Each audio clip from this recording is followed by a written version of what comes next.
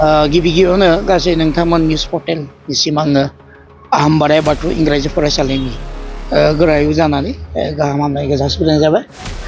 दिनै जोबोद आं सानोदि आंनि थाखाय मोजां सान, मानोना दिनै नैबे 2026 मायथाइनि दिनै 16 मार्च बे दिनैनि सानाव LKG आरो क्लास 9 थाखोखौ जोङो बेखेवनो आखायाव लादों देग्लाय बोसोरनि थाखाय।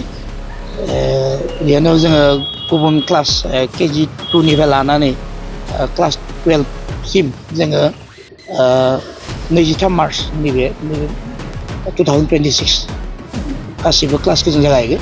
नाथाय दिनै जोङो गिबिनि थाखाय जिहेतु क्लास 9 एग्जाम सोलिगासिनो दङ, क्लास 11 एग्जाम सोलिगासिनो दङ, बेनिखायनो जोङो समखौ नोजोर बोनानै जोङो गिबि दिनै सानाव KG 1 that is LKG आरो क्लास 9 खौल' जों लाग्रोनाय जाबाय। नैबे फरायसालि आहमबाराय बाथौ इंराजि फरायसालिया 10 फेब्रुवारि 2007 मायथाइयावनो गायसनजादोंमोन। जोंनि नैबे बाथौ मिसन मुंजों जोंनि सिमेन्ट आन्चलिक दुलाराय बाथौ गौथुमनि नाजानायाव आरो जोंनि जायगानि माखासे सांग्रां मानसि बा वेल विजार्सफोर बिसोर नाजानायाव दिनै फैयै फैयै नैबे अबस्थायाव सफैदों आरोखि। आङो दिनैनि बे बुब्लियावनो फोरमायनानै गोजोननाय लानो नागिरदों ओरैबायदि आरो जोंनि फरायसालिया देग्लाय गिबि खेबनि थाखाय क्लास 12 हाई सेकेन्डारि साइन्स आयदायाव गिबि खेब देग्लाय माने आनजादखौ होबाय आरो जों फाइनाल होबाय। जोङो आसा फारियो जोंनि बे फरायसालिया मोनसे मोजां फिथाइखौ लागोन, जिहेतु SSLC आनजादाबो साननैसो उनावनो रिजाल्ट बा फिथाइखौ होसिगोन, बेबो मोजां जागोन। आरो बोसोरफ्रामबो 2015 मायथाइनिफ्रायनो जिहेतु जोंनि गिबि बे मेट्रिक परिखा जों होदोंमोन आरो बेनिफ्रायनो फैयै फैयै 2025 मायथाइसिम जोंनि फरायसालिनि रिजाल्टआ जोबोद मोजां। एबाराव हास्थायो जों रिजाल्टआ मोजां जागोन। आरो दा आङो फोरमायनो सानबावदो जे जोंनि फरायसालिनि जिथु एडमिसन नैबे सोलिगासिनो दङ। KG 2 निफ्राय लानानै जों क्लास 8 सिम होयो, जों 9आव गोदान गथ'फोरखौ जों होआ।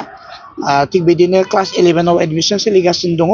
गतिके जायफोर दिथागिरिफोरा गावबा गावनि गथ'फोरखौ फोरोंनो आखायाव लादो, जोंनि फरायसालियाव मोजाङैनो फोरोंनो खाबु लानो हागोन।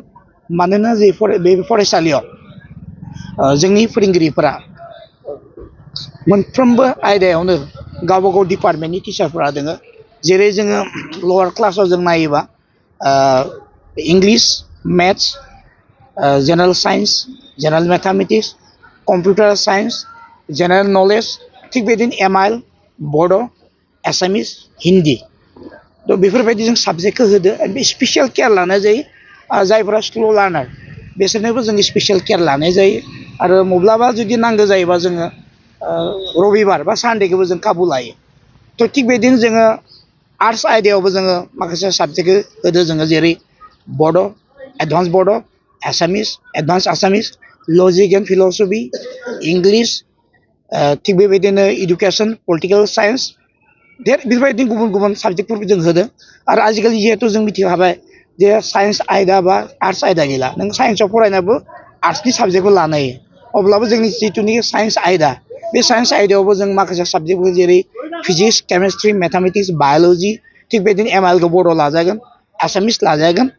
थ' बेफोरबायदिनो जोङो साबजेक्टफोरखौ होनानै जिहेतु जोंनि फरायसालिनि जिथुनिखि जोङो मोजां हास्थायनानै जोंनि फरायसालियाव जों क्वालिटि इडुकेसन जाहाथे होनो हायो, बेखौ गुन गोनां सोलोंथाइ, बे गुन गोनां सोलोंथाइ होनो थाखाय जों साफ्रोमबो जोंनि फरायसुलिजों लोगोसे जोंनि दिथागिरिफोर, जोंनि फोरोंगिरिफोर जायफोरा मैखोमै बाहागो लायो, थिग बेबायदिनो जोंनि स्कुल मेनेजिं कमिटि जायफोरा बिराद स्ट्रं, जोंनि स्कुल मेनेजिं कमिटिनि जायफोर माने बिबानगिरि बिथांमोना, आरो जोंनि बे साखाथिनि जायफोर जों वेल विजार्सफोर बिथांमोनाबो जोंनो बहुद मोजां मोजां साजेसनै बेखौ लानो जों आवगायलांगासिनो। आरो निस्सय फैबाय थानाय समफोराव जोंनि बे फरायसालिया जिहेतु इतिमধ্যे जोंनि सानजेर नोगोर सिमेन्ट नैबे फरायसालिया मुंदांखा, आरो जों आरो साबसिन जाहाथे आसाम लेभेल, स्टेट लेभेलाव नंला, जोङो माने नैबे सारा भारतावनो जाहाथे मिथिजानाय जायो, बेखौ जों बिनि थाखाय जोङो नाजागासिनो आरो जोङो मावलांगोन।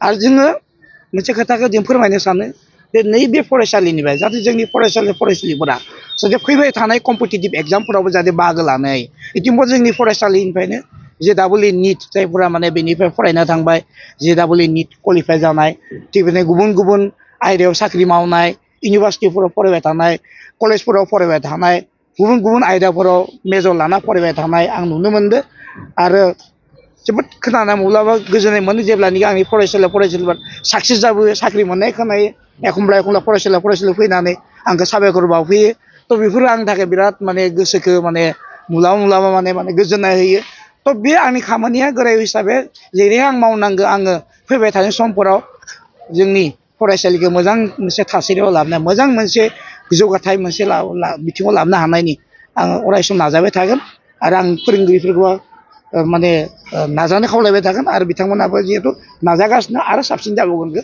आसा फारियो आरोखि